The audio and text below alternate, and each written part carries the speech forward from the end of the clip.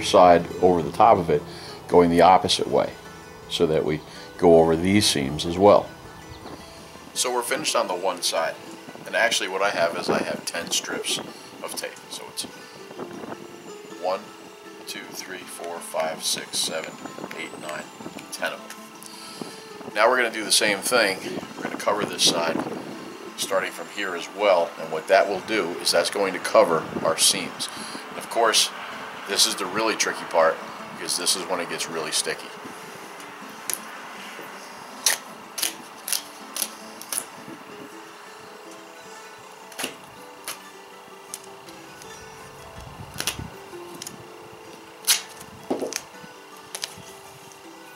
Try to line it up as easily as you can, or as best as you can, and just keep everything nice and straight.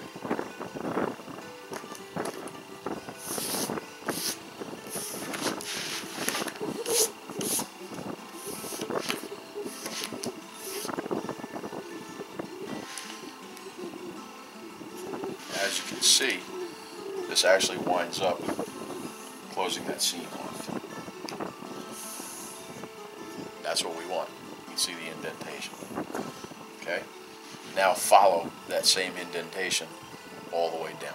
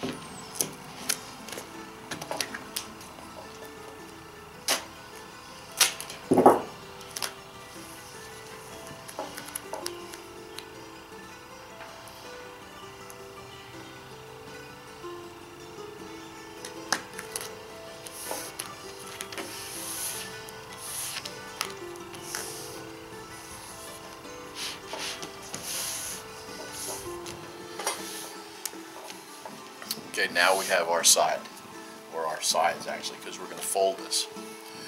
Now, we want to make this neat. So obviously, we want to trim it to our shortest length, which is going to be right here.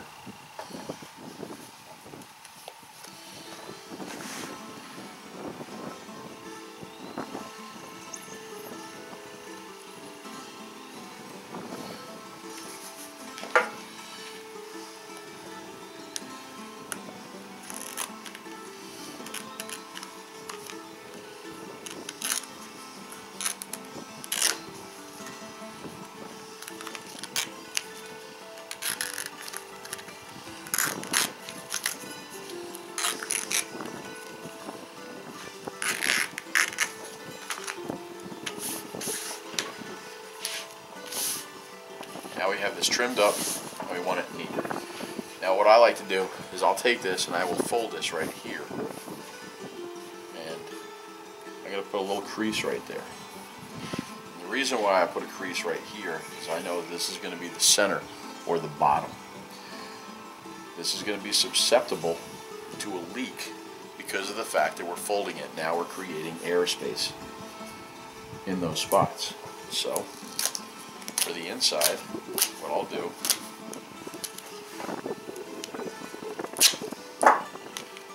is I will start working this way.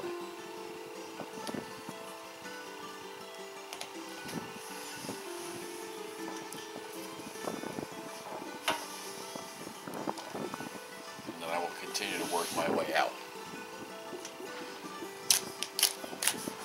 at least to reinforce the bottom.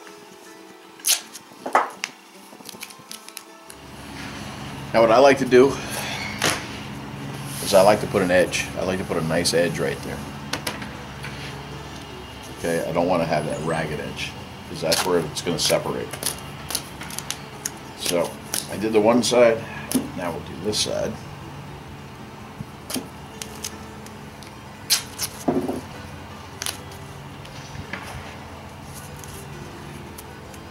put this edge right there.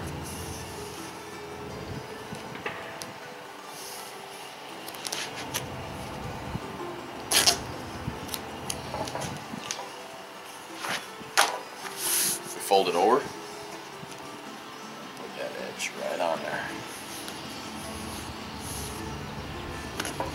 Again, trying to get those air bubbles out.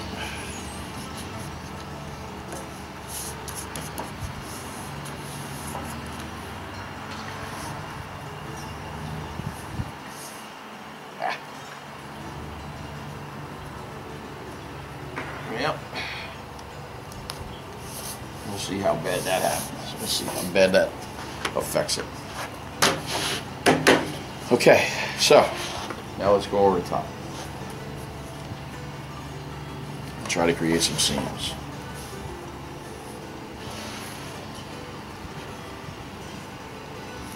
First seam we're going to do, obviously, is the side seam.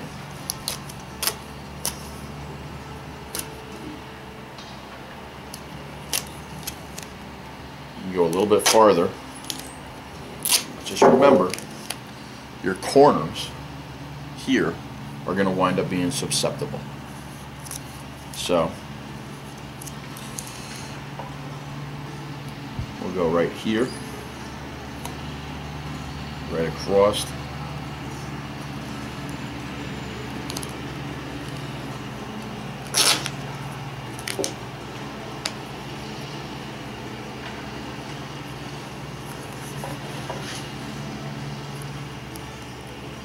And now we fold it over.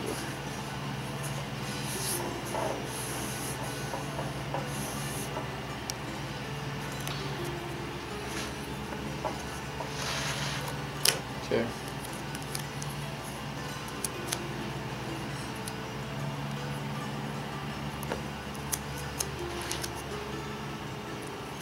You can take a little bit of that left over. You can go right here. You can put that tab right there. And then you can trim that off. It's just a reinforcement for the most part.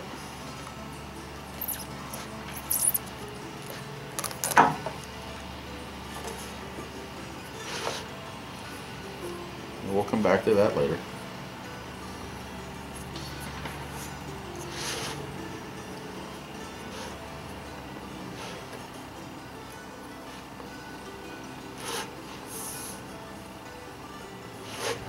Now we'll do the other side.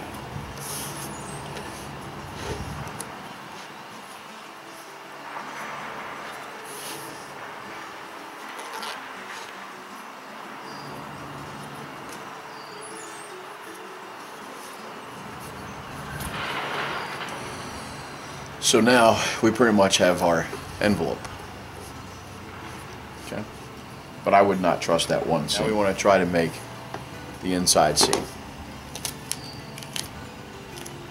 My suggestion is to take smaller strips so that you can control it. Find your seam and then lay that in.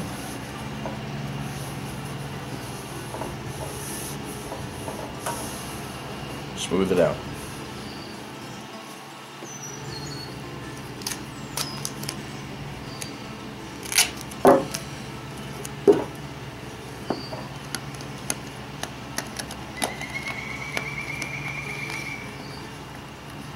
Corner always winds up giving you the most problems.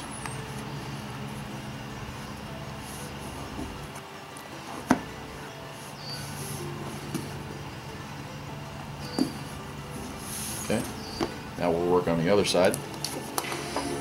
Alright guys, so remember what I said, we have to try this out first before we seal this up, because we may need to do some more work on the inside.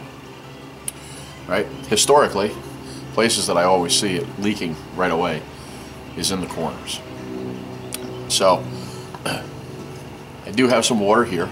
It's not a full 32 ounces, but that's okay, because I'm checking the corners and I want to see how well it works. So let's take a look.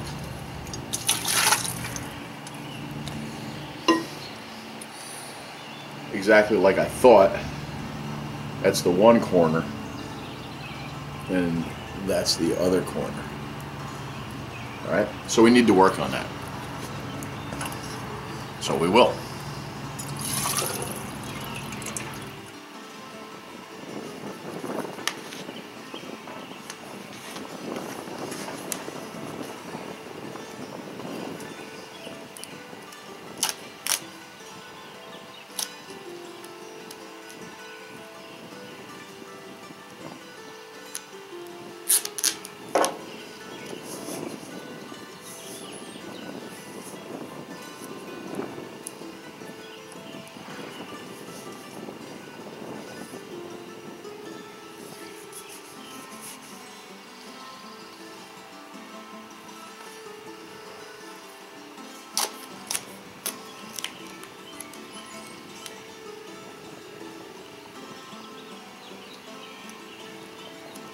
Now what I'm doing is I'm actually put a bottom seal on.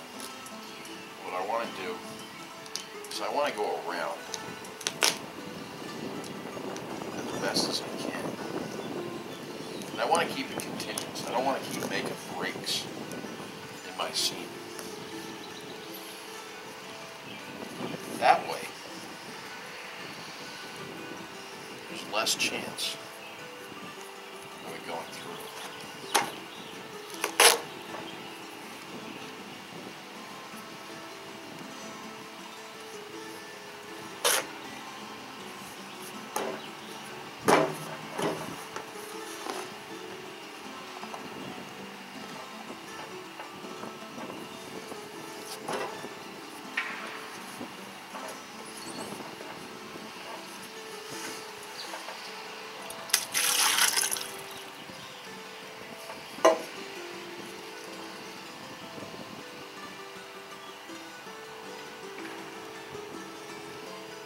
Looking pretty good now.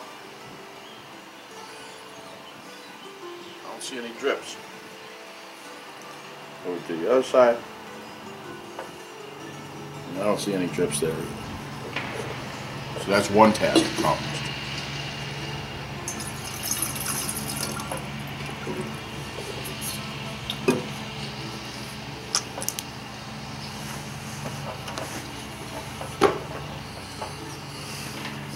Now we'll have to go down to the creek and test the whole thing. Alright, so we're down by the stream. Just filled this up. 32 ounces. See right there.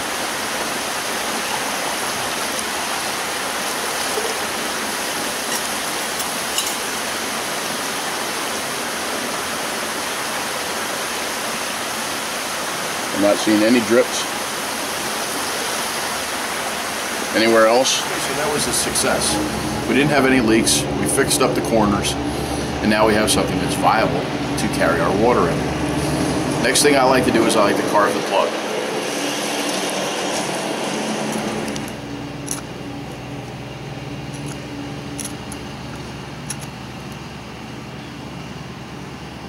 I think that'll do the job. So that's it. Duct tape canteen.